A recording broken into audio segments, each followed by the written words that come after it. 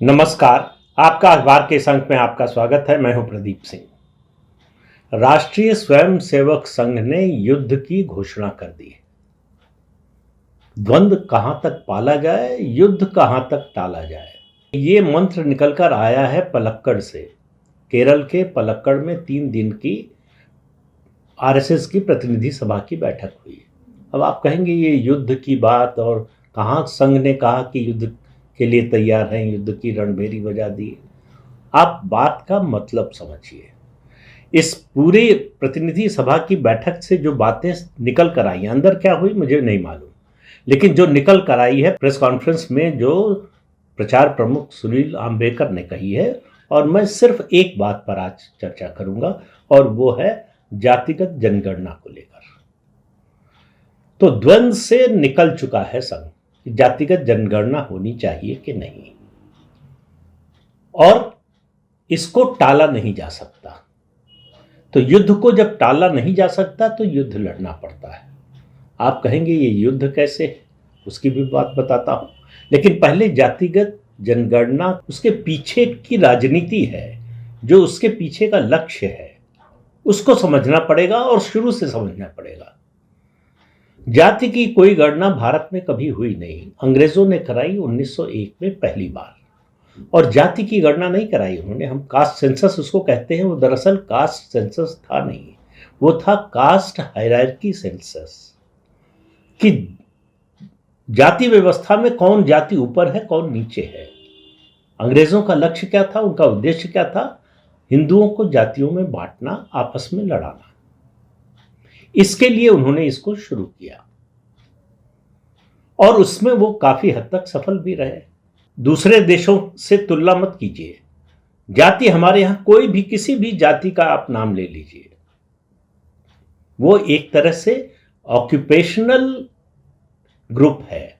आप चाहे धोबी समाज की बात कीजिए तो आपको एक काम मिलेगा कि वो क्या काम करते हैं। आप बढ़ई समाज की बात कीजिए, आप लोहार समाज की बात कीजिए, आप कुम्हार समाज की बात कीजिए, आप कहार समाज की बात कीजिए, कोयरी समाज की बात कीजिए, कुर्मी समाज की बात कीजिए, जिस भी जाति की बात करेंगे, यादव समाज की बात कीजिए, आप ब्राह्मण समाज की बात कीजिए, क्षत्रिय समाज की बात कीजिए, वणिक समाज की बात कीजिए, हर जाति जिसको हम आज जाति कह रहे हैं, वो किसी न किसी प्रोफेशनल ऑक्यूपेशन से जुड़ी हुई है। तो जाति कोई जन्मना कोई सिद्धांत है या कोई व्यवस्था है, ऐसा हमारी सोच में है नहीं, लेकिन उसको बना दिया गया और राजनीति ने उसको और रूढ़ बना दिया। तो इस बात को समझना पड़ेगा। अब जाति की गणना के पीछे उद्देश्य क्या है? आप याद कीजिए 1990 का दशक, मंडल कमीशन की रिपोर्ट लागू हुई। उस समय क्या विभाजन था समाज में कि अगड़ा बनाम पिछड़ा। वो एक तरह से अगड़ों के खिलाफ, यानी सवर्ण जातियों के खिलाफ युद्ध की घोषणा थी। और उस समय का अगर आप दृश्य याद कीजिए तो सवर्ण बनाम सब थे, सवर्ण वर्सेस ऑल, ये जो है विभाजन रेखा थी। और 93 तक आप याद कीजिए, जब उत्तर प्रदेश की विधानसभा में नारा लगा, मिले मुलायम काशीराम, हवा में उड़ गए जय श्री राम, तो जय श्री राम सवर्ण जातियों का प्रतीक, और मुलायम और काशीराम जो है दलितों और पिछड़ों का प्रतीक। उस समय तक उत्तर प्रदेश में मुलायम सिंह यादव पिछड़ों के नेता थे, बिहार में लालू प्रसाद यादव पिछड़ों के नेता थे, कांशीराम दलितों के नेता थे। लेकिन ये पिछड़ा और दलित एकता जो मंडल कमीशन की रिपोर्ट लागू होने के बाद शुरू हुई, वो 5 साल भी टिक नहीं पाई। 1995 मायावती के अपहरण और उनके बलात्कार तक की नौबत आ गई। आपस में झगड़ा हो गया। झगड़ा शुरू कहां से हुआ? अगर आपको याद हो, पूरे प्रदेश में चल रहा था पंचायत चुनाव बख्शी तालाब में एक उम्मीदवार को लेकर।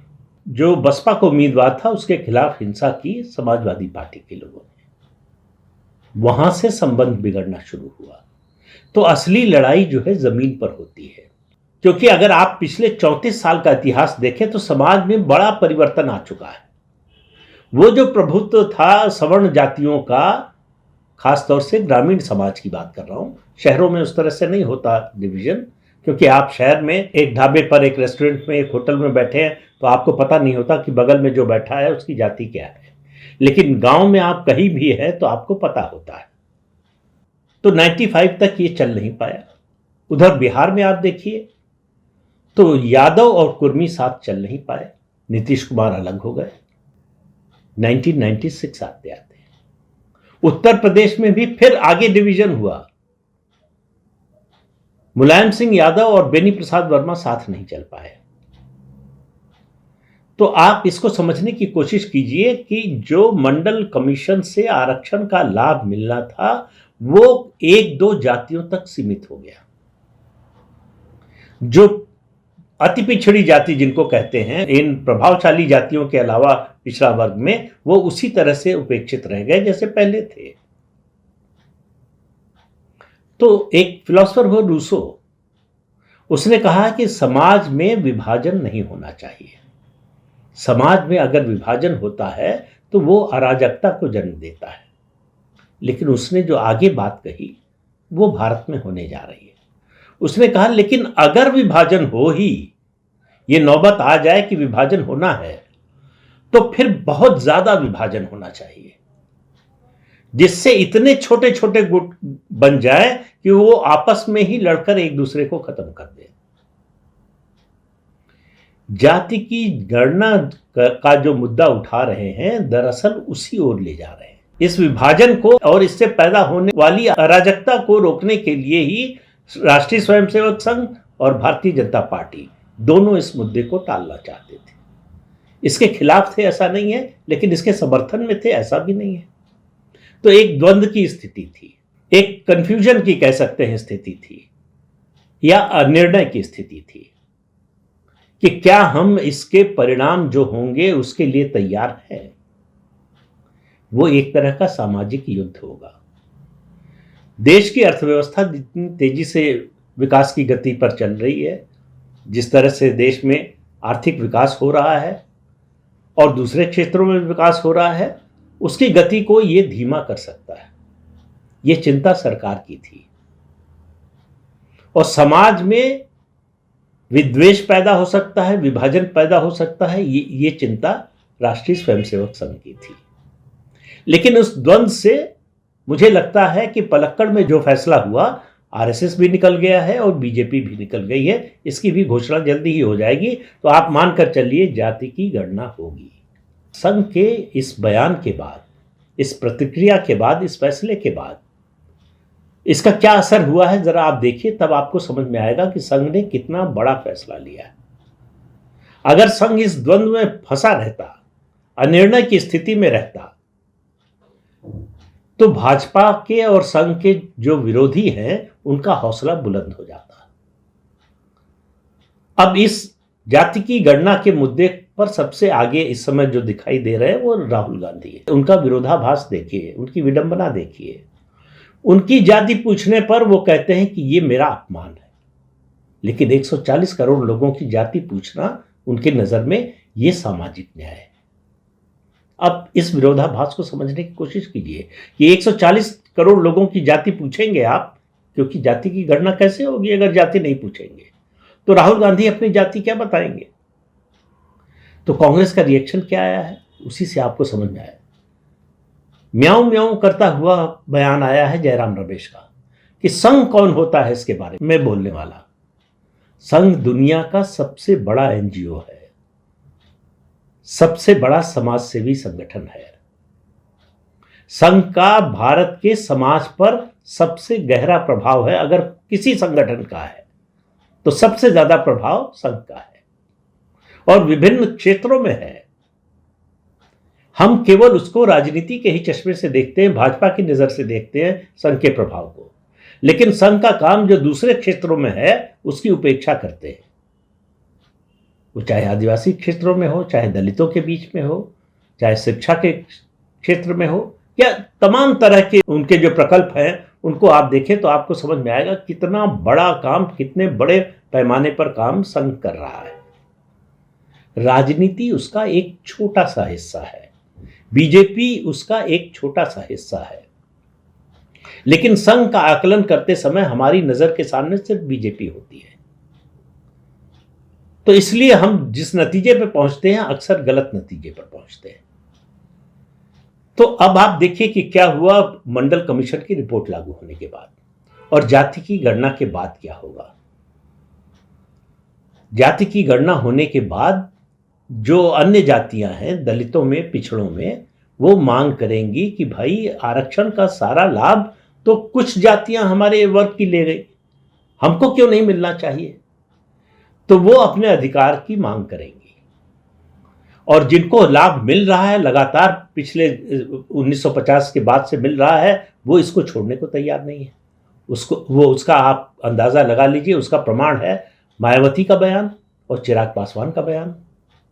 दोनों ने जो उपवर्गीकरण की बात कही है, सब क्लासिफिकेशन की बात कही है, सुप्रीम कोर्ट ने उसका विरोध किया है। क्यों विरोध किया है? क्योंकि उनको लग रहा है कि उनको ज्यादातर हिस्सा तो वही ले जा रहे हैं। अगर आप उत्तर प्रदेश और बिहार की ही बात करें तो बिहार में सबसे ज्यादा पासवान जो समाज है उसको फायदा हो रहा है आरक्षण का, और उत्तर प्रदेश में जाटो समाज को हो रहा है। तो उनको इस उपवर्गीकरण से खतरा अपने ऊपर नजर आ रहा है।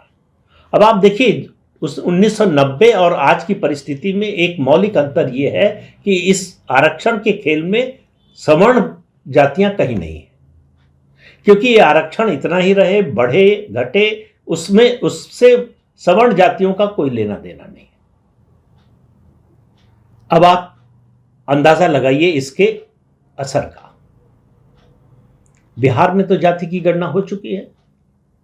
आप बताइए कि बिहार में क्या हुआ। आप बताइए मुझे कि जाति की गणना होने के बाद तेजस्वी यादव के कितने बयान आए हैं इस बारे में, और बिहार की स्थिति में, सामाजिक और राजनीतिक परिस्थिति में क्या परिवर्तन आया है। वहां तो गणना भी हो गई है, आरक्षण का कोटा भी बढ़ा दिया, हालांकि वो अदालत से रुका हुआ है, लेकिन अगर वो लागू भी हो जाए तो भी पहला खतरा किस पर आएगा? पहला खतरा आएगा, अगर पिछड़ों की बात करें तो यादवों पर और कुर्मियों पर, और अगर आप जो है दलितों की बात करें तो जाटुओं पर और पासवान पर। उनका अधिकार कम होगा, उनको जो लाभ मिल रहा था उसमें कमी आएगी। तो छोटी छोटी जातियों के नेता और ज्यादा बनने लगेंगे।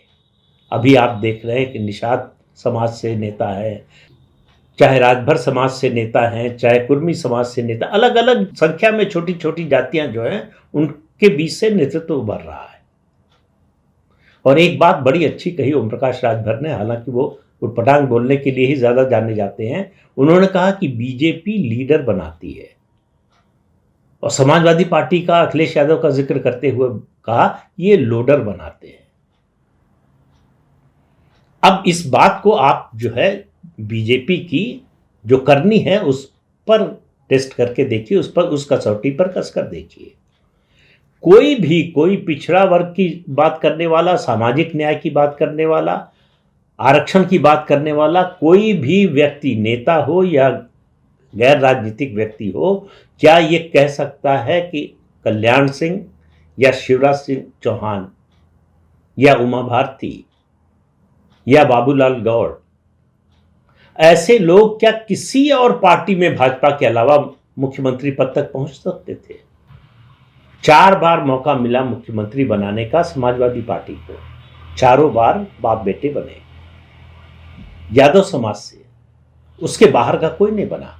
ये बात करते हैं सामाजिक न्याय की, दावा करते हैं पिछड़ों का नेता होने की, लेकिन आज 1990 से 2024 पहुंचते पहुंचते केवल यादवों के नेता रह गए, चाहे तेजस्वी यादव हो चाहे अखिलेश यादव, पिछड़ों के नेता नहीं है। इसी तरह से मायावती दलितों की नेता नहीं है, जाटवों की नेता है। और उसी तरह से आरजेडी को देखिए, आरजेडी को 3 बार मुख्यमंत्री और 2 बार उप मुख्यमंत्री बनाने का अवसर मिला।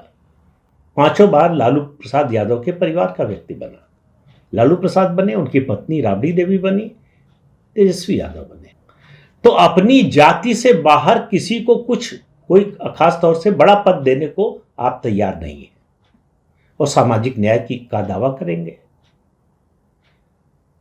तो ये जो जाति की गणना हो रही है, इससे डर केवल इससे कोई कुछ बदलने वाला बड़ा नहीं है। एक बदलाव जो होने वाला है ये विखंडन की प्रक्रिया को तेज कर देगा। जो संख्या बल में छोटी छोटी जातियां हैं उनमें नेतृत्व उभरेगा और वो अपने अधिकार की मांग करेगा। तो संघर्ष किसके बीच में होगा? पिछड़ा वर्ग में पिछड़ों की जो बड़ी जातियां हैं, संख्या बल में जो बड़ी हैं, जिनको आरक्षण का लाभ मिल रहा है, उसी तरह से दलितों में जो बड़ी जातियां हैं जिनको आरक्षण का ज्यादा लाभ मिल रहा है, उनसे मांगेंगे अपना हिस्सा। और आरक्षण का कोटा मान लीजिए 50% से बढ़ भी जाए तब भी वो अपना हिस्सा मांगेंगे।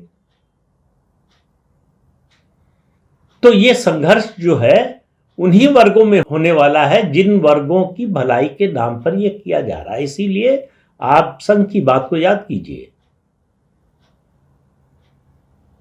कहा कि अगर ये गिनती इन वर्गों के सामाजिक उत्थान के लिए, सामाजिक विकास की योजनाएं बनाने के लिए हो रहा है तो अच्छा है, लेकिन इसका इस्तेमाल राजनीति के लिए, चुनाव के लिए नहीं होना चाहिए।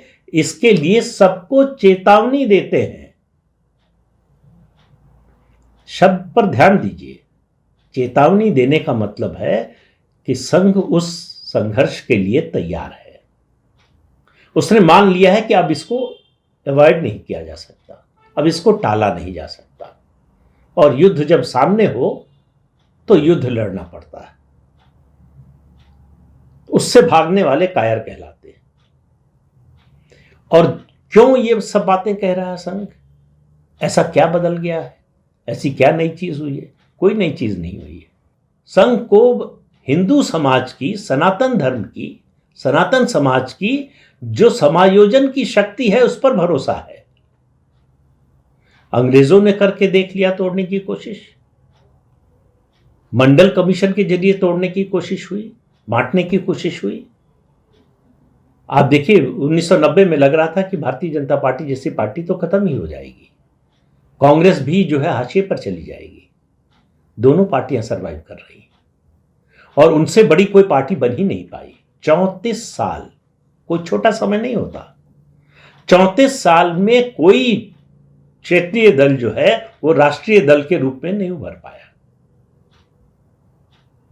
तो ये हिंदू समाज की जो समायोजन की शक्ति है कि सबको समाहित कर लेता है, समावेशी समाज बनाकर चलता है, उसकी ताकत है, जिस पर मुझे लगता है संघ को भी भरोसा है। लगता क्या है ही। संघ जमीन पर काम कर रहा है, मुझसे ज्यादा उनको जानकारी है जो लोग काम कर रहे हैं। और भारतीय जनता पार्टी के नेतृत्व ने भी मान लिया है कि अब हम इसको टाल नहीं सकते, तो इसका मुकाबला करना पड़ेगा, तो उसके लिए तैयारी करनी पड़ेगी। तो अब कांग्रेस पार्टी से सवाल पूछा जाएगा, ये इतना मुश्किल क्यों है, जरा सा समझिए इसको। सिद्धारमैया जब 2013 में मुख्यमंत्री बने थे, अब तब उन्होंने अपने स्टेट मतलब कर्नाटक में कास्ट सर्वे कराया था। वो मुख्यमंत्री का कार्यकाल पूरा किया, दूसरी बार मुख्यमंत्री बने। उस रिपोर्ट को सार्वजनिक करने की हिम्मत नहीं हो रही है। हर बार कोई ना कोई बहाना करते हैं कि अभी और रिसर्च करना है, अभी और इनपुट की ज़रूरत है। कभी कोई बात कहते हैं, कोई कहते हैं वो जो है चेयरमैन के दस्तखत नहीं हुए, तरह तरह के बहाने बनाते हैं। जिस दिन उस रिपोर्ट को सार्वजनिक करेंगे कांग्रेस पार्टी टूट जाएगी, आप ये मानकर चलिए। डीके शिव कुमार के साथ कई नेता कांग्रेस पार्टी छोड़ देंगे। 2011 में केंद्र में मनमोहन सिंह की सरकार थी, कहना चाहिए सोनिया गांधी की सरकार थी। सोशियो इकोनॉमिक कास्ट सर्वे कराया, हजारों करोड़ रुपए खर्च हुए, रिपोर्ट आई। संसद में पी चिदंबरम का गृह मंत्री के रूप में बयान है कि इस रिपोर्ट को गटर में फेंक देना चाहिए। क्यों भाई? हजारों करोड़ खर्च करके आपने एक सर्वे कराया, उसकी रिपोर्ट को गटर में क्यों फेंक देना चाहिए? सेंसस कमिश्नर ने उस पर टिप्पणी की है कि यह बहुत ही मुश्किल काम है, बहुत ही जटिल काम है, यह संभव नहीं है।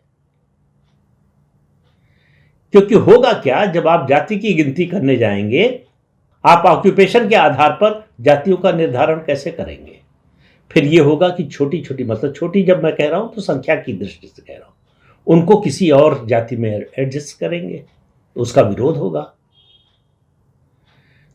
कास्ट सेंसस होने के बाद सबसे ज्यादा विरोध, सबसे ज्यादा असंतोष उसी वर्ग में होगा जिसकी गिनती आप कराना चाहते हैं।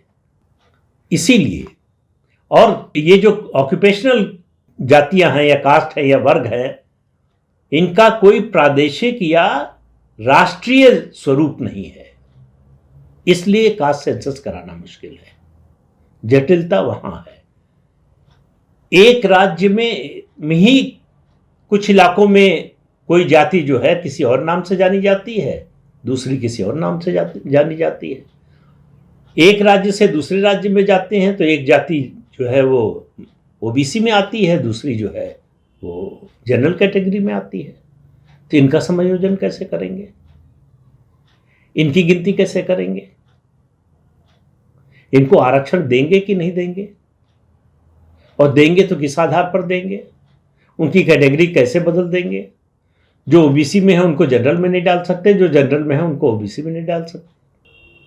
तो इस मुद्दे को उठाकर मुझे लगता है कि कांग्रेस पार्टी ने सबसे बड़ी गलती की है।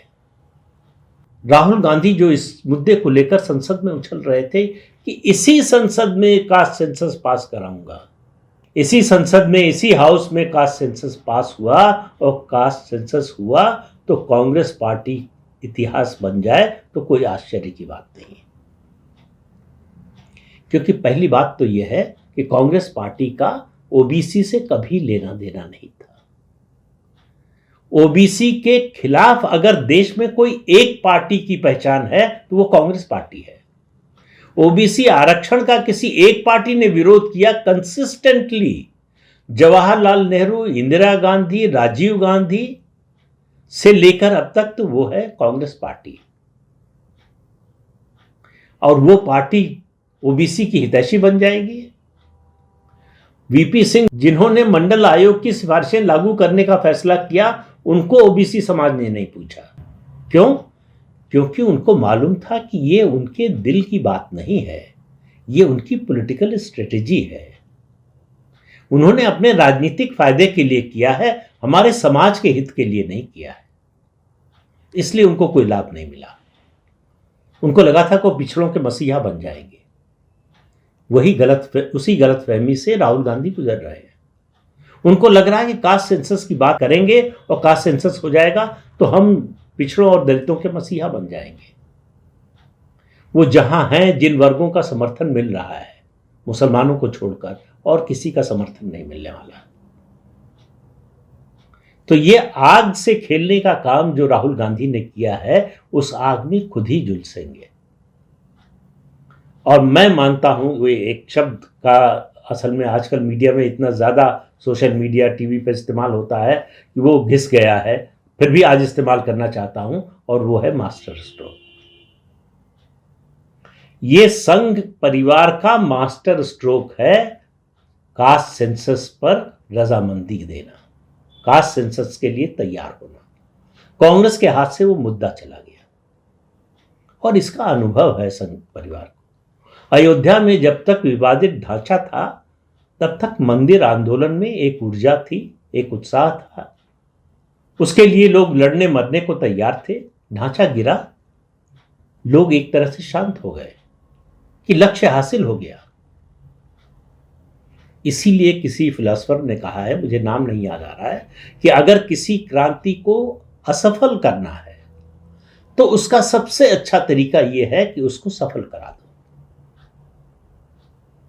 जैसे ही सफल कराएंगे आप, फिर उसके इनर कंट्राडिक्शंस उभरने लगते हैं, उसके अंतर्विरोध सामने आने लगते हैं, फिर उसकी खामियां सामने आने लगती हैं, और फिर वो जो है एक तरह से डिस्क्रेडिट हो जाती है। तो वही होने जा रहा है कास्ट सेंसस के मुद्दे का। राहुल गांधी को लग रहा था कि इस मुद्दे पर सवार होकर वो प्रधानमंत्री की कुर्सी तक पहुंच जाएंगे। मुझे लगता है कि इस मुद्दे पर सवार होकर वो प्रतिपक्ष के नेता जो आज है, उस कुर्सी से भी दूर होने वाले हैं। लेकिन भविष्य के बारे में कोई जानता नहीं। लेकिन अभी जो परिस्थिति है उससे यही नजर आ रहा। क्या होगा भविष्य में मुझे मालूम नहीं, लेकिन यह मुद्दा अब कांग्रेस पार्टी और उसके सहयोगी दलों के लिए बहुत भारी पड़ने वाला है।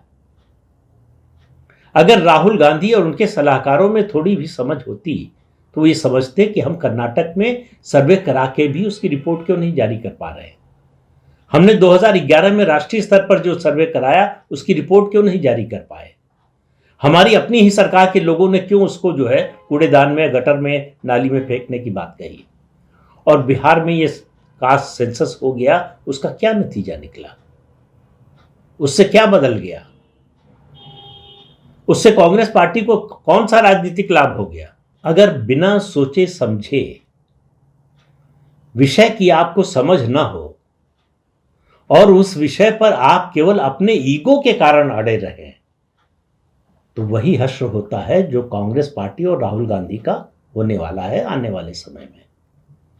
तो मेरा मानना है कि हालांकि ये कास्ट सेंसस से समाज में कटुता बहुत आएगी, लेकिन आपने एक फिल्म माधुरी दीक्षित की देखी होगी, शायद उनकी पहली ही फिल्म थी, तेजाब नाम था। उसमें जैकी श्रॉफ पुलिस वाले बने हैं और वो एक अपराधी का साथ देते हैं, उसको अपराध करने देते हैं, बचाते हैं।